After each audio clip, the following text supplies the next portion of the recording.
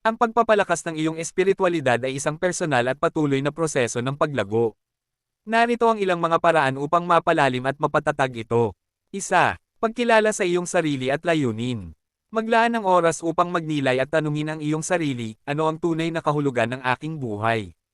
Ano ang nagpapasaya sa aking kaluluwa? Alamin ang iyong personal na paniniwala at huwag matakot na magtanong o maghanap ng mas malalim na sagot. Dalawa, pagpapalalim ng koneksyon sa Diyos o mas mataas na kapangyarihan.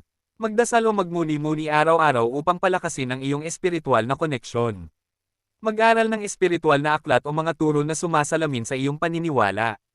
Tatlo, pagpapractice ng pagpapasalamat at positibong enerhiya. Magsanay ng gratitude o pagpapasalamat araw-araw upang mapanatili ang positibong pananaw sa buhay. Iwasan ang galit, inggit, at negatibong emosyon na nagpapahina sa espiritualidad. Apat, pagninilay at meditasyon. Maglaan ng oras para sa tahimik na pagninilay upang linisin ang isip at mapalakas ang koneksyon sa iyong panloob na sarili. Gumamit ng breathing exercises o guided meditation upang mapayapa ang diwa. 5. Pagsasagawa ng kabutihan at pagpapatawad. Matutong magpatawad at palayain ang sarili mula sa sama ng loob.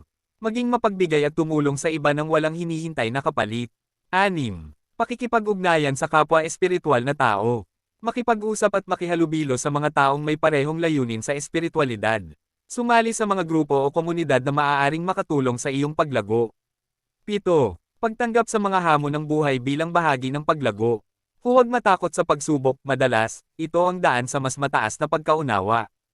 Tingnan ang bawat hamon bilang pagkakataon upang lumakas at lumago ang iyong pananampalataya. Ang espiritual na lakas ay hindi nakasalalay sa relihiyon lamang kundi sa malalim na koneksyon mo sa iyong sarili, sa iba, at sa sansinukob. Patuloy na maghanap, mag-aral, at maging bukas sa kaliwanagan.